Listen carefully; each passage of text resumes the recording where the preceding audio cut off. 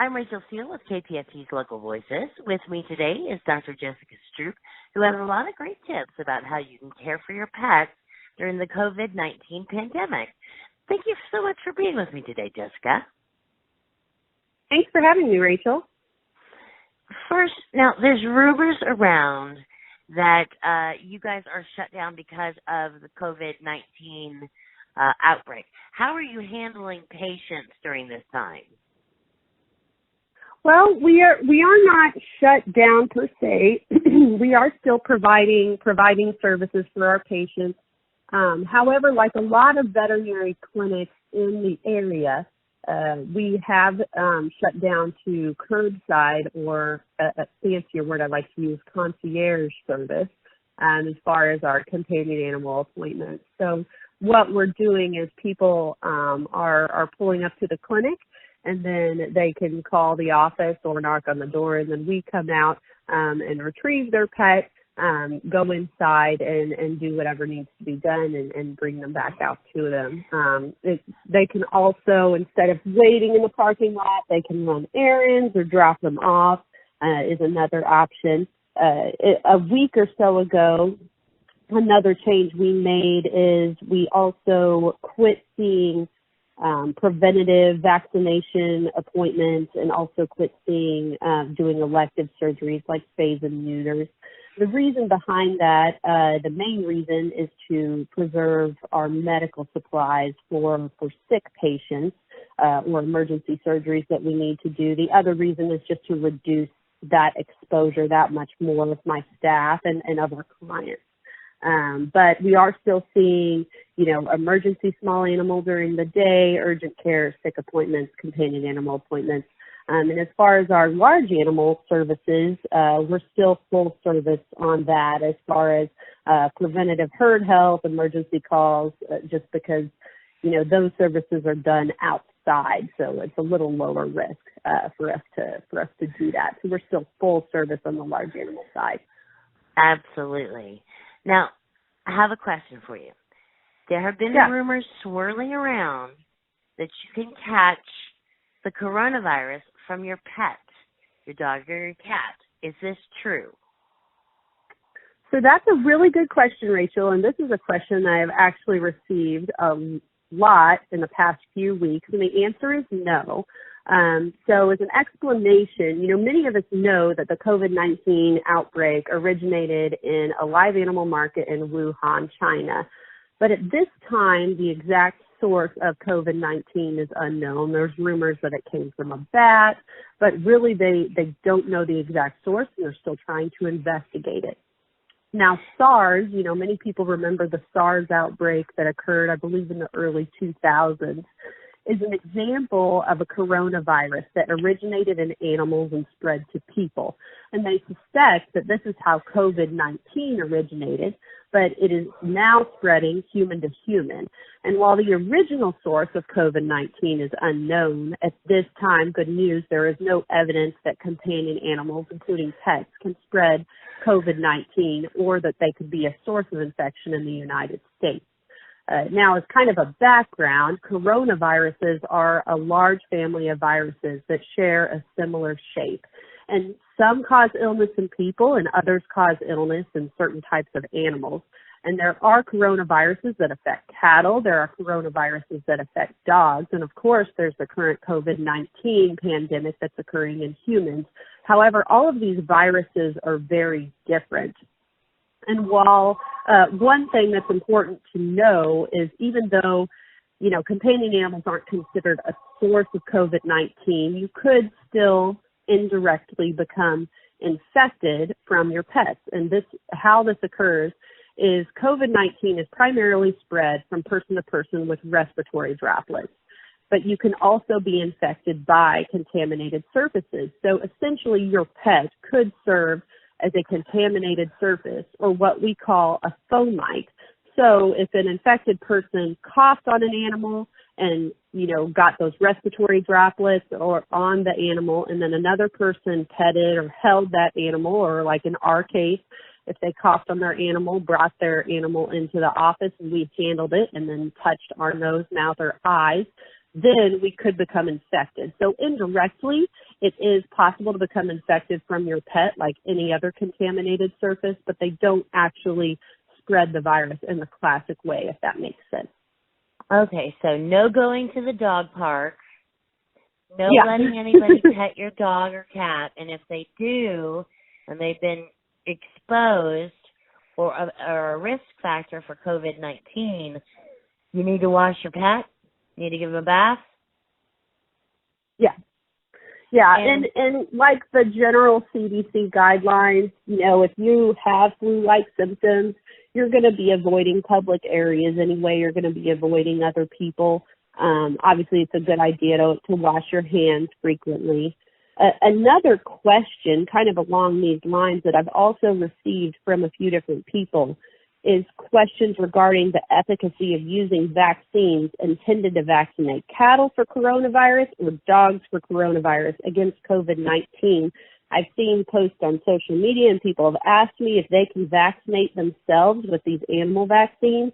So I wanted to be able to be sure and point out that it is not a good idea to vaccinate yourself for a coronavirus vaccine for cattle like Scouregard or a canine coronavirus because they're not going to be effective and they're also not tested for safety in humans and cause reactions. So do not vaccinate yourself with animal vaccines. Yeah, don't do it.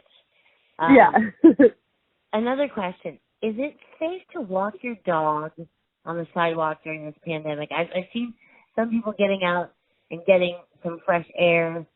Is it safe to walk your dog on the sidewalk right now? Yeah. Yes, I would say yes. And I think it's important to maintain some degree of normalcy through all of this, and that includes with your pets, walking outside. I would still follow the CDC guidelines that recommend distancing yourself 6 feet away from other people.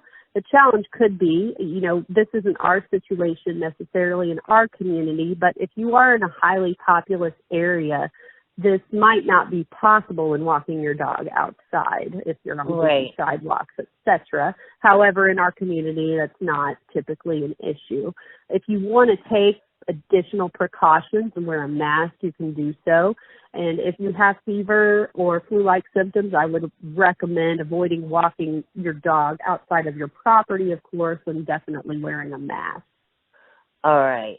And what are your best tips to keep your animals busy while they're with you in self-quarantine? Because you can't just let them out in the yard. They might run away. Cats, of course, most of our cats don't go outside unless they're supervised. And they're going a little crazy because it's springtime and it's time for them to go outside, and they can't really go outside because we're self-quarantined. Yeah. So what are your tips to keep your animals busy and comfortable while they're with you in self-quarantine? You bring up a really good issue, and certainly many homes being in self-quarantine have changed the routine not only for us, but for many pets, and they have interrupted the status quo. And while a lot of pets, probably enjoy their humans being home, any interruption in normalcy can definitely affect them emotionally. And there's a number of different activities you can do with your pets depending on their species, whether it's a dog or a cat. If you have a dog and you're wanting an indoor activity, you're getting tired of binge watching your favorite shows on Netflix, I actually found this out yesterday. There's a website called Dog TV, which is a streaming site for your dogs. Wow. And it's actually offering a 30-day free trial of their streaming service if you go to their website. And this site features several canine-friendly videos for relaxation, stimulation, and exposure. So probably definitely something worth checking out. It's also important to enjoy some outside time, like we mentioned, walking your dog outside, whether it's walking them or letting them run around in the yard while supervised. You can also there's different chuck-it launchers for throwing a tennis ball or just an old-fashioned game of fetch, which is also great if you have young children that need to burn energy. Two birds with one stone. Let the kids play fetch with the dog. as far as indoor activities, there's also really good treat dispensing puzzle toys are a great way to keep dogs or cats entertained indoors. And there are many websites where these can be purchased. And many may not be aware that our clinic also has an online store, and we ship different food, preventatives, medication, and treats right to your door as well. And you can access our online store by visiting our website at howardcountyvet.com and clicking on the online pharmacy link on the main page. For cats, any activity that mimics their natural predatory and hunting behavior is good to keep them busy. This includes laser pointers, treat dispensing puzzle toys, catnip toys, mouse toys on a string, anything like that. It's also, during this time, a good idea to keep healthy treats around, as while many people are enjoying more meals at home, you may have noticed your pets are going to be around begging for food and obviously giving a lot of, rich people food. We don't want to overfeed our pets and cause them to be overweight or cause them to get GI upset. So healthy treats, which you can find on our online store. Some other good ideas, you can give them celery, carrots, apples, or canned green beans, and all of these can quell their appetite without giving them too many calories. That sounds fabulous. But shifting gears a little bit, spring is here, and animals will be going outside. There are a lot of people that do not use flea and tick protection in the winter because they think the fleas are not a problem. Is this true? This is not true. And I do have many clients that opt not to use parasite prevention in the winter months, and some of it is because they believe their pets are not at risk during the winter, and some of it is just to save money as well, because some of those preventatives are not necessarily cheap by any means. But unfortunately, I may also be seeing many of those clients in my office to treat their pets for medical issues related to those parasites. So while flea and tick infestations are certainly higher in the spring and summer months, I see both fleas and ticks on animals 365 days a year, which many may find surprising. And it is this reason that the American Animal Hospital Association, or AAHA, short for it, actually recommends year-round heartworm, flea, and intestinal parasite prevention for both dogs and cats. And the AAHA guidelines also recommend a customized plan for tick control based on risk assessment. And in our area, where I'm seeing dogs and cats come in with ticks attached even in December and January, I'm still recommending year-round tick prevention as well. A lot of people use flea collars instead of drops. What kind of flea and tick protection do you recommend for cats and dogs, and why? Well, as you know, there are a ton of products in the market which can make things confusing, and some of them work well and some of them don't. Most types of flea collars are ineffective and can cause skin reactions, so I do not recommend them for my patients, with the exception of the Seresto collar, which is an effective flea collar that lasts for 8 months for flea and tick prevention, and it can be used in dogs and cats. Mostly at our clinic, we have moved away from a lot of the topical flea and tick preventatives in dogs, as most of them are ineffective. Even Frontline, who previously was a very effective product, the past 8 or 9 years has not been working very well. So most of our clients use the chewable flea and tick preventative, and the most common one used in our canine patients is Bravecto, which is a pill that prevents fleas and ticks for 3 months. And this is the preventative that I actually give to my own dog. We also carry a monthly chewable flea and tick preventative called Credelio. And for cats, we still mostly use topicals, as you know, because cats can be incredibly hard to give a pill. And luckily, the topicals we carry for cats are quite effective. And the two we most commonly recommend are Revolution Plus, which is an all-in-one monthly topical preventative for cats that prevents fleas, ticks, heartworms, ear mites, hookworms, and roundworms, which are 2 types of intestinal worms. We also carry feline Bravecto, which is a topical that prevents fleas and ticks for 3 months. And no matter what you use in your pets, even if you're not getting it from your veterinarian, I would still encourage you to talk to your veterinarian before using a certain preventative in your pet, even if it's an over-the-counter product that you've bought from Walmart or somewhere else and it's not a prescription. Because unfortunately, there are many over-the-counter flea and tick preventatives in dogs and cats that are not only ineffective, but they are also not safe. And I've actually had feline patients die from certain over-the-counter preventatives that are labeled for cats. Oh, my goodness. So what other maintenance do owners need to consider getting for their pets, like shots, heartworm meds? Can they still get those at your clinic by appointment? Well, unfortunately, right now we are not seeing routine preventative vaccine appointments. However, we are making exceptions for puppies and kittens because puppies, we do not want them to, are definitely more at risk for certain diseases like parvo. So we're still doing the puppy vaccine series, and kittens as well for respiratory diseases. Now, we are also making an exception for dogs that have not been on heartworm preventative that need to start. We will get them in for an appointment so they can be heartworm tested and get started on the heartworm prevention. We do recommend visiting your veterinarian at least once a year for vaccinations, heartworm testing in dogs, and a wellness exam. And, you know, some animals with certain health conditions obviously have to be seen more often than that. And at my clinic, we also offer a number of very affordable preventative plans that give owners the option to do additional testing like blood work and fecals so we can catch diseases early.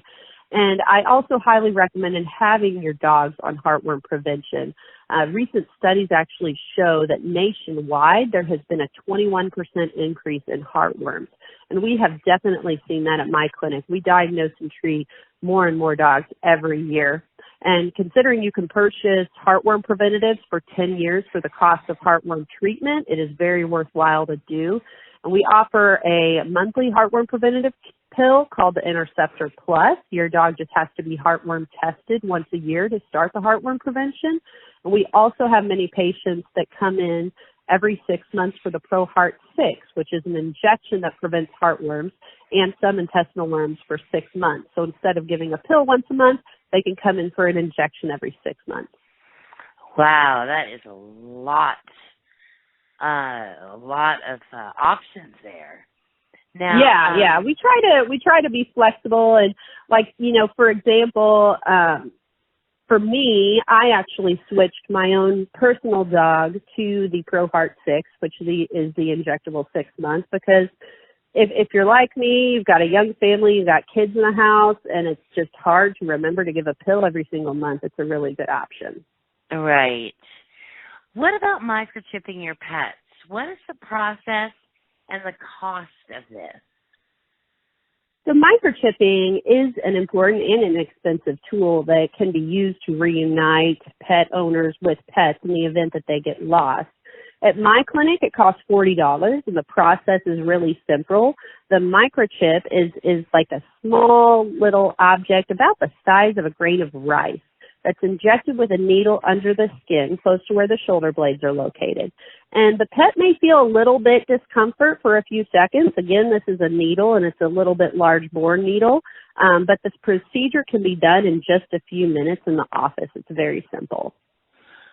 And if your pet ever gets lost, of course, they can microchip it if it's found at a vet or a clinic or a shelter, and they can get it back to you. So you also need they're to scanned. Keep up with where your pet is registered, because if you move, you actually have to call the microchip service and change your information. Otherwise, they'll send it to your old house, right? Of course. And that brings up a really important issue, because we, of course, get a lot of lost dogs coming in that we will scan for microchips. And it seems like about 50% of the time, animals are microchipped, but it's unregistered or it is out-of-date information, which makes it difficult to track the owner down, or even impossible at times. So very, very important to register your microchip and to keep that information up to date if you move. Tell us about your clinic and what services and products you offer normally when we're not in the COVID-19 shutdown. what can people find at Howard County Vet? So we are a full-service mixed animal practice, and we have been serving our area since 1962, whenever Dr. Taylor founded the clinic. We offer a number of different services, including emergency services, companion animal wellness and vaccination, large and companion animal surgery, either elective surgery or emergency surgery. Sometimes we remove cancers. We do a lot of different types of surgeries here. Companion animal and equine dentistry. We recently got a power float, which has enabled us to really amp up our equine dentistry side. We also have in-house and reference laboratory services for sick patients. We offer laser therapy, which is a therapy available that can be used for a number of different acute and chronic injuries and health conditions. We offer digital radiography, ultrasonography, large animal herd health programs, artificial insemination in horses and cattle, and I'm sure I'm probably missing other things. But, obviously we do a lot of things and work with a lot of different species. And you spay and neuter cats and dogs? Yeah. Yep, we do a lot of that. All right. Now, I do have kind of a personal question. You have a personal blog/website that is hilarious, and I love reading it. Can you tell me a little bit about that and how you got started doing it? Well, I started the blog a few years ago. My blog is Leashes, Lariats, and Lipstick, and I started it actually with the help of my sister-in-law, Alicia Wells, who is a writer. And I have a combination of educational blogs on there, but also mainly kind of entertaining storytelling about, different aspects of being a veterinarian in rural Missouri. And I've wrote a number of different blogs, and then my sister-in-law, who's the real writer in the family, she edits and helps post it for me. And the best way, of course, to view the blog is to visit the Leashes, Lariats, and Lipstick Facebook page. But lately, I've taken a bit of a break from blogging and have started writing pet poetry. And so far, I've published my poems in a couple of veterinary publications like DrAndyRourke.com and DVM360. And it's mostly a fun and creative outlet for me, but I also have a Facebook page for my pet poetry, which is Jessica Stroupe, the pet poet. Awesome. So where are you located, and how can people reach you? So we are located about a mile north of Fayette on Highway 5 and 240. And the best way to reach us is to give us a call at 660-248-3382. But you can also check us out on our Facebook page, Howard County Veterinary Service PC, and you can visit our website at www.howardcountyvet.com. Thank you so much for all of this wonderful information, Dr. Jessica. I really appreciate it. Yeah, you are most welcome. Thank you so much for being on the show. Did we miss anything? Is there something else that you would like to add? Yeah, there was one more thing I would like to add. Of course, in this COVID-19 pandemic, we're constantly trying to think of ways that as a clinic we can serve our community and fulfill needs for our clients. And one way we're doing that is we are actually providing a free home delivery service for people within a 10-mile radius of the clinic. And we're giving first priority to people who are regular clients over 65 years of age, just because those individuals are at higher risk and may be a bit more hesitant to get out and about. But we can deliver any of the products we carry, dog or cat food, flea and tick preventatives, medications, and all people have to do is call our office number and then pay over the phone with a credit card, and then we'll deliver it right to their door. The one thing we do ask is when we deliver it, we would like people to stay indoors to provide appropriate social distancing while we're delivering it, and we'll just leave it on the porch. Gotcha. So thank you so much for being on the show. I really appreciate it. Tell us what your website is again. www.howardcountyvet.com. And your phone number? 660-248-3382. All right. Thank you so much, Jessica. Thank you for having me. To replay this interview or go to our Facebook page at KPIP LP Fayette. And thank you for listening to Local Voices. I'm Rachel Steele on 94.7 KPIP.